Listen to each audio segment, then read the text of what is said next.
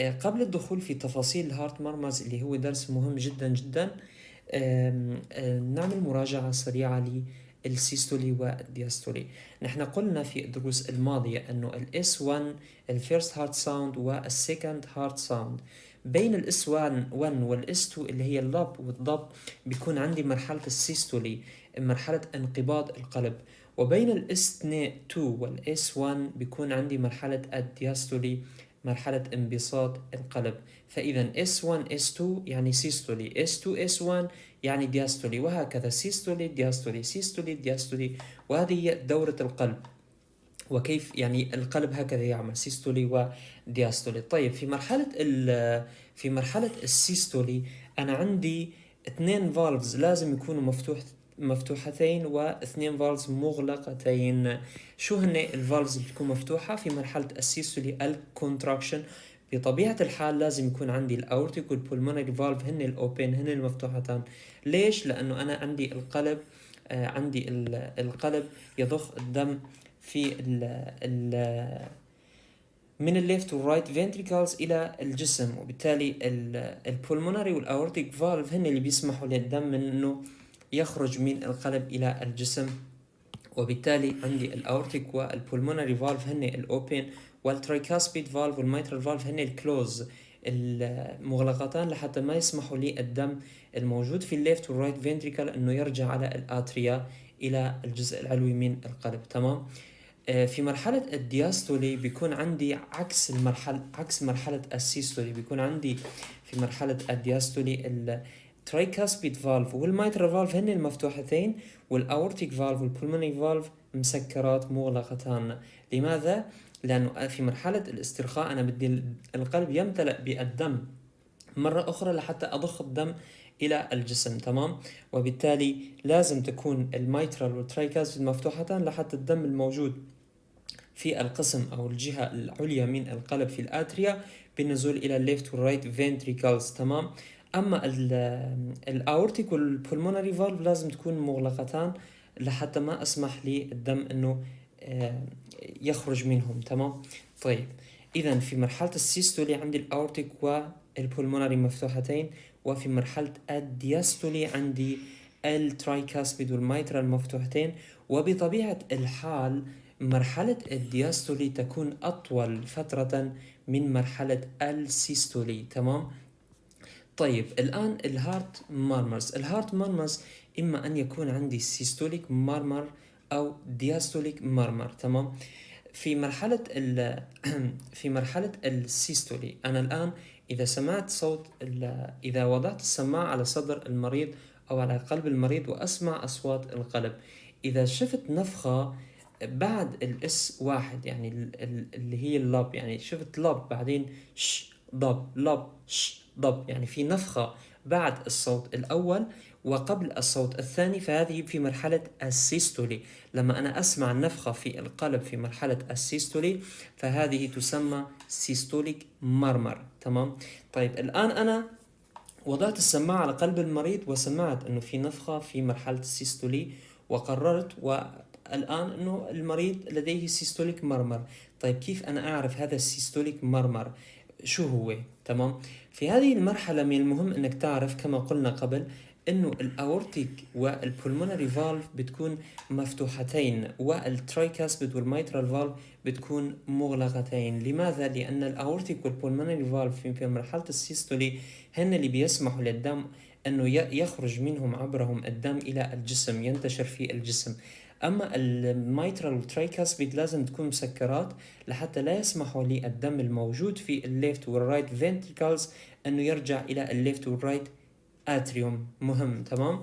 طيب الآن إذا عندي مشكلة في الصمامات فهذه المشكلة إما أن تكون ستينوزيس أو ريغارجيتيشن أو برولابس اللي رح نيجي عليها أيضا. إذا الآن أنا حددت أنه المريض عنده سيستوليك مرمر بعد ما عرفت أنه سيستوليك مرمر، وبعد ما عرفت أنه أي الفالف هي المفتوحة أو الفالف هي المسكرة، فأنا أرجح أنه المريض عنده إما ستينوزيس أو ريغارجيتيشن. تمام. طيب الآن النقطة اللي بعدها الثالثة، كيف أعرف، كيف أفرق أنه هل هو فعلا لديه ستينوزس أو ريجرجيتيشن؟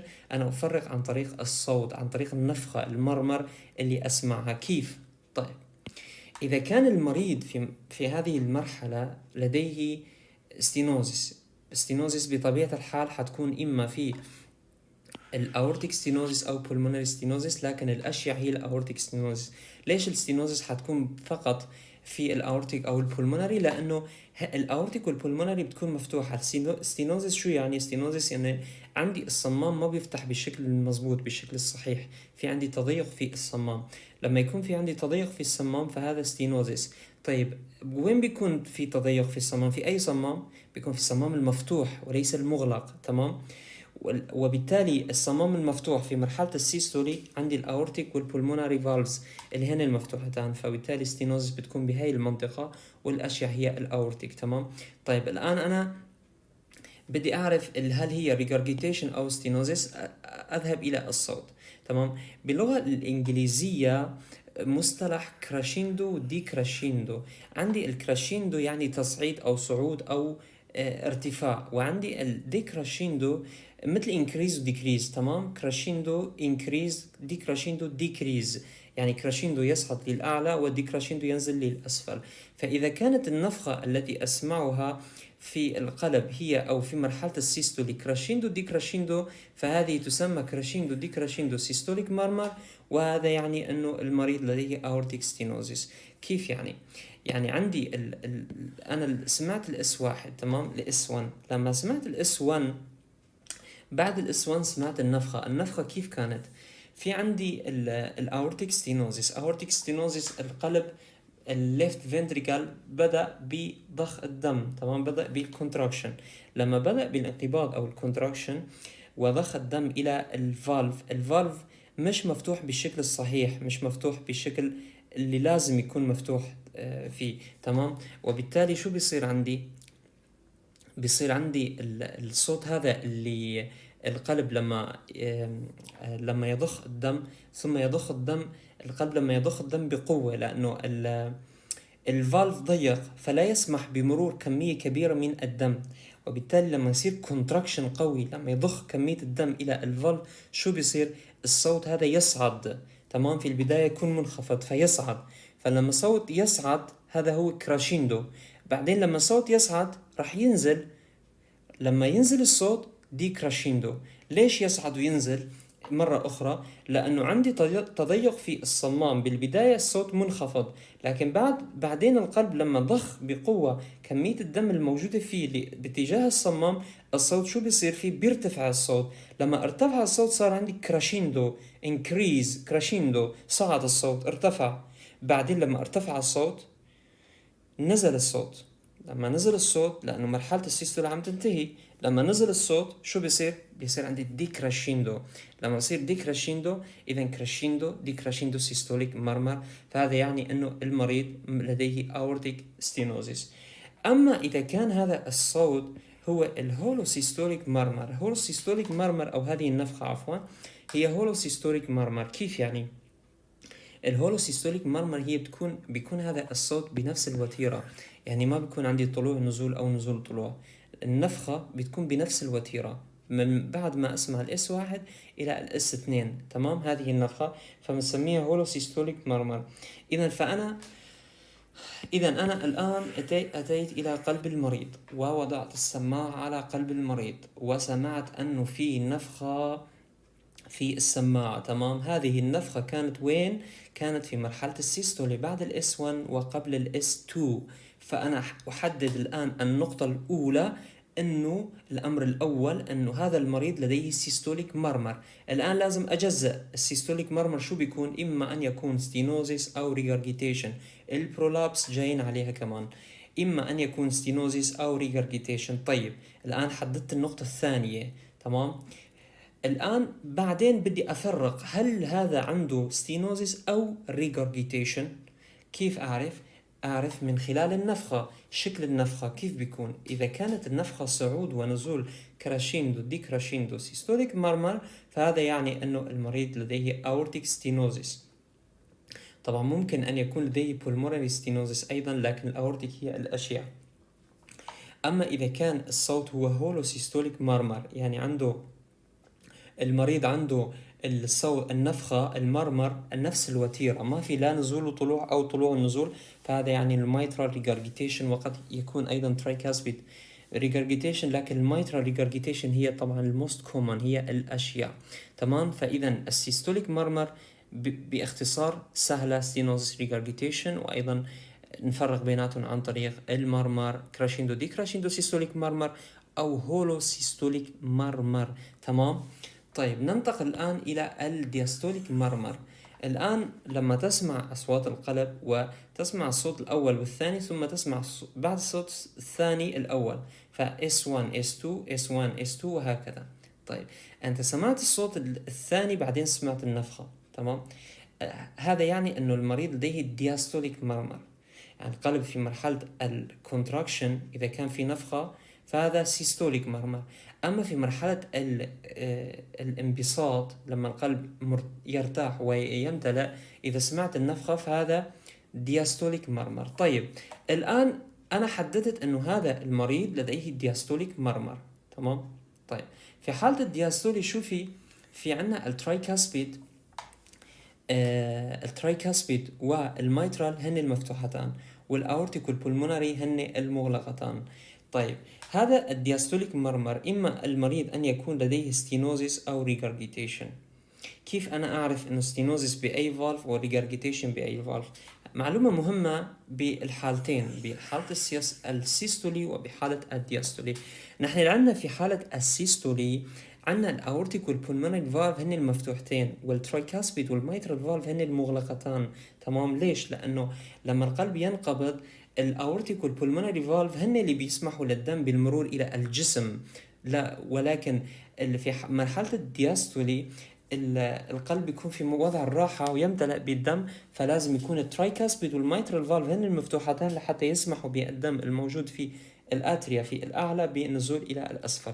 اذا في مرحله السيستولي عندي الاورتيك والبولمونري فالف مفتوحه والترايكاسبيد والميترال مغلقه. مهم جدا انك تعرف وتتذكر، لانه الان يعني لانه من خلال هذه المعلومه انت تعرف كيف تعرف انه الستينوزيس وين والريجارجيتيشن وين، كيف تتوقع انه هل هي ستينوزيس وهل هي ريجارجيتيشن. تمام. طيب في مرحله الدياستولي الان عندي الترايكاسبيد والميترال مفتوحتان. ليش؟ لأنه مرحلة انبساط والقلب يمتلئ بالدم، وبالتالي لازم تكون الترايكاسبيد والميترال مفتوحتان لحتى الدم الموجود في الأعلى في الآتريا ينزل للأسفل للرايت والليفت فنتريكلز. تمام. طيب الآن أنا سمعت في نفخة في القلب في مرحلة الدياستولي، فهي دياستوليك مرمر. هي النقطة الأولى.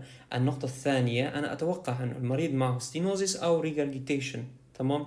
طيب الآن النقطة الثالثة، إذا النقطة الثانية ستينوزيس أو ريجارجيتيشن، معلومة مهم جدا. كيف أنا عرفت أو توقعت أنه الستينوزيس لازم بهاي الحالة تكون في الترايكاسبيد أو ميترال، والريجارجيتيشن بيكون في الأورتيك والبولموناري. ركز معي. الآن أنا في مرحلة الدياستولي عندي الترايكاسبيد والميترال هي المفتوحتان. تمام. اوبن. والأورتيك والبولموناري مغلقتان. طيب الستينوزيس شو يعني؟ الستينوزيس يعني عندي الصمام ما بيفتح بالشكل المضبوط، عندي تضيق في الصمام. التضيق في الصمام في أي صمام حيكون بهذه المرحلة؟ حيكون في الصمام المفتوح وليس المغلق. تمام. وبالتالي التضيق حيكون إما في الترايكاسبيد والميترال. في مرحلة السيستولي التضيق لما يكون عندي راح يكون إما في الأورتيك أو بولموناري. ليش؟ لأنه عندي الأورتيك والبولموناري هن المفتوحتان. الريجارجيتيشن حتكون في الصمام المغلق، لأنه في ريجارجيتيشن دم في ارتجاع في الدم، فأكيد حكون في الصمام المغلق، فإما في الترايكاسبيد أو الميترال. تمام. إذا أنا الآن عرفت أنه المريض لديه دياستوليك مرمر، ثم عرفت أنه السيس أو يعني إما ستينوزيس أو ريجارجيتيشن عند المريض. وأيضا الستينوزيس إما أن تكون في الميترال أو ترايكاسبيد، لأنه ستينوزيس هو التضيق في الصمام ما بيفتح بشكل مضبوط، وبالتالي بطبيعة الحال لازم تكون في الصمام المفتوح وليس المغلق. أما الريجارجيتيشن فهو ارتجاع ورجوع الدم، وبالتالي راح يكون في الصمام المغلق وليس المفتوح. فهي بتكون aortic regurgitation أو pulmonary regurgitation. تمام. طيب الآن النقطة الثالثة نأتي إلى النفخة، المرمر كيف بيكون في حالة الميترال ستينوزيس. في حالة الميترال ستينوزيس بيكون في عندي شيء اسمه opening snap. الاوبننج سناب شو هي؟ الاوبننج سناب أنا عندي الميترال فالف عندي إياها في الحالة الطبيعية بيكون عندي هذه المنطقة كلها الدم بينزل فيها عن طريقة إلى الأسفل، يعني بينزل من الليفت اتريوم الى الليفت فنتريكال. تمام. فهذه كل المنطقه هذه الدم بينزل من خلالها. اما في حاله الميترال في حاله الميترال ستينوزيس يكون في عندي تضيق في الصمام، فالمنطقه اللي بيكون الدم ينزل من خلالها الى الاسفل بتكون ضيقه. تمام. لما الدم ينزل من الأعلى إلى الأسفل بينزل من هذه المنطقة. تمام. في في هذه المنطقة ضيقة، لكن في كمية دم أيضا تأتي إلى هنا. بالعادة بالحالة الطبيعية هي تنزل إلى الأسفل من هنا، لكن الآن هذه المنطقة مغلقة.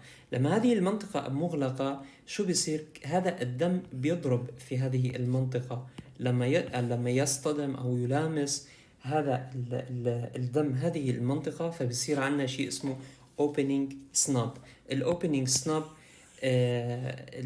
إذا الاوبننج سناب شو هي؟ لما يكون عندي في حالة في حالة النورمال فالف عندي المسافة اللي بيكون فيها مسموح الدم ينزل من الأعلى إلى الأسفل من الليفت اتريوم إلى الليفت فنتريكل بتكون كبيرة واسعة، وبالتالي الدم ينزل بشكل طبيعي. لما يكون في ستينوزيس في تضيق في الصمام، وبالتالي كمية قليلة من الدم ينزل عن طريق الفتحة الموجودة، وكمية أخرى تصطدم بالمنطقة اللي بتكون زائدة عن اللي ما بتكون طبيعية، وبالتالي يصدر صوت هنا أو نفخة عفوا هي الأوبننج سناب. هذه النفخة ما بتكون بعد الاس2 مباشرة، لأنه نحن هلأ بنحكي عن شو؟ عم نحكي عن مرحلة الدياستولي. تمام. بعد الاس2 وقبل الاس1 ما بتكون بعدها مباشرة، وبالتالي نحن نسميها opening snap، ولكن تيجي late. تمام. ما بتكون فورا بعد الاس2 مباشرة. أما في مرحلة أو في حالة إنه المريض كان عنده regurgitation، يعني كان عنده aortic regurgitation أو pulmonary regurgitation، فهم بيكون عندنا صوت ديكراشيندو. ديكراشيندو شو قلنا؟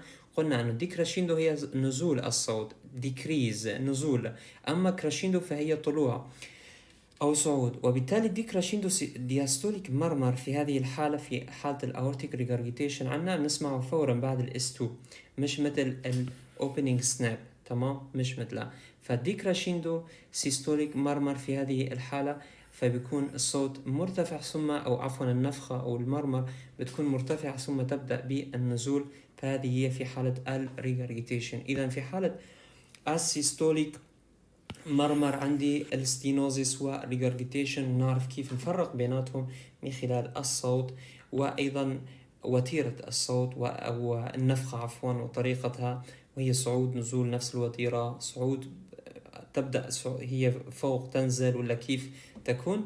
أما في حالة الدياستوليك مرمر فأيضا عندنا استينوزيس ريجرجيتيشن اوبننج سناب ديكراشيندو دياستوليك مرمر. الفرق بيناتهم إنه الاوبننج سناب بتكون شوي ليت، والديكراشيندو دياستوليك مرمر بتكون ديكراشيندو، يعني بتكون تنزل، يعني من الصعود هي فوق وتنزل إلى الأسفل، يعني هيك فينك تعرفها أو تذكرها، فوق ثم تنخفض تنزل إلى الأسفل.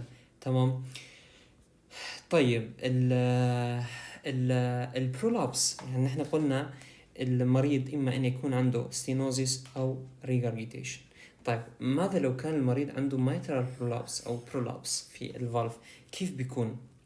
كيف أفرقه أيضا البرولابس عن الستينوزيس عن الريجرجيتيشن؟ تمام. أولا بهذه الحالة لما المريض يكون عنده مايترال برولابس، فهذا هو السيستوليك بيريود، يعني في مرحلة السيستولي تحصل. تمام.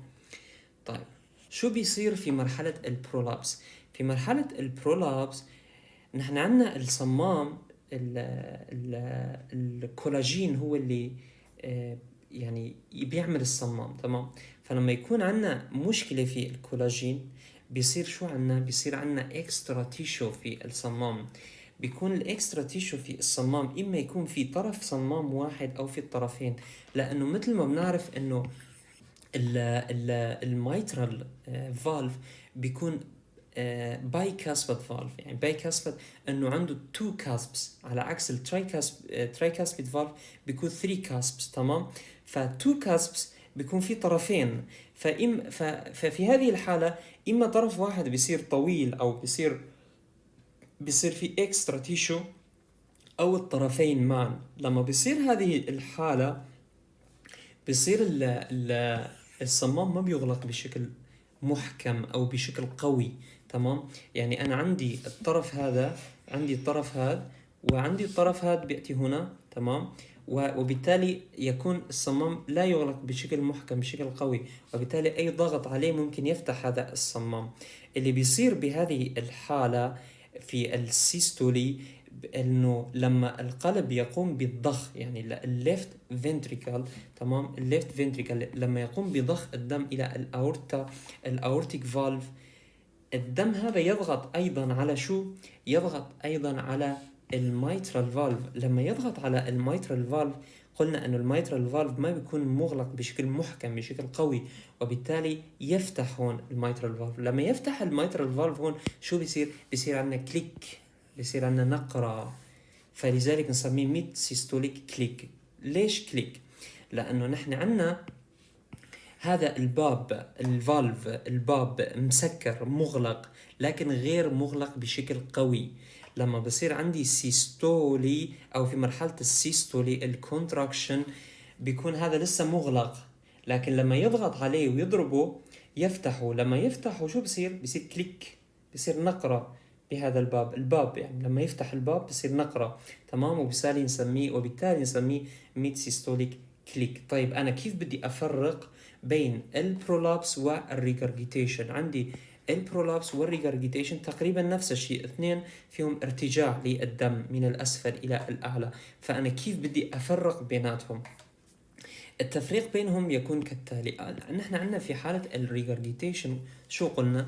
قلنا انه الميترال ريجرجيتيشن بيكون المرمر هون هولو سيستوليك مرمر. لما يكون هولو سيستوليك مرمر شو يعني؟ قلنا انه النفخة تكون في نفس الوتيرة، يعني ما في عندي كراشيندو دي كراشيندو وطلوع ونزول وهيك، عندي فقط في النفخة في نفس الوتيرة. تمام. وايضا النفخة من البداية الى النهاية، يعني انا عندي النفخة من الاس 1 للاس 2. تمام. ما عندي اياها بالنص او في الاخير او في الاول، لا، عندي اياها نفس الوتيرة من الاس 1 اس 2. تمام. اما في حالة البرولابس بيكون عندي حالة مختلفة. بيكون أول شيء عندي إياها هي ميد سيستوليك كليك. يعني ميد سيستوليك كليك بمعنى هي ليست من البداية، من بداية الاس 1. ليش؟ نحن قلنا انه الميترال فالف بيكون بهاي الحالة مغلق. تمام. بس انه المشكلة الموجودة في الميترال فالف بيكون عندي اكسترا تيشو، وبالتالي بيخلي الفالف ما يغلق بشكل قوي بشكل محكم. وبالتالي لما القلب ينقبض ويعمل كونتراكشن يضغط على الفالف. لما يضغط على الفالف هذا بيفتح، فبيعمل كليك وبيفتح. لما بيفتح بيكون ليست في بداية السيستولي. تمام. ليست في بداية السيستولي، بيكون تقريبا في منتصفها، وبالتالي بنسميها ميد سيستوليك كليك. على عكس الريجرجيتيشن من البداية في ارتجاع للدم. الريجرجيتيشن من البداية في ارتجاع للدم، في الصوت، في هولوسيستوليك مرمر. البرولابس ليست من البداية، بتكون مغلقة من البداية، لكن لما الضغط الناتج والدم، الضغط الناتج عن الكونتراكشن يضغط عليه بتفتح، تعمل كليك، وبالتالي ميد سيستوليك كليك او ليت كراشيندو دياستوليك مرمر. بتكون ايضا كراشيندو، يعني بتكون صوتها طلوع وليس نزول. تمام. ليس دي كراشيندو اما كراشيندو، بيكون طلوع. فاذا هذا هو الفرق، انه كيف تعرف انه انت سمعت النفخة، كيف تعرف انه هل هذه برولابس. اذا ما كانت ستينوزيس فهذه برولابس ام ريجرجيتيشن، فانت بتفرق بيناتهم بكل سهولة عن طريق هذه الخصائص او الميزات اللي ذكرناها للمرمر. تمام.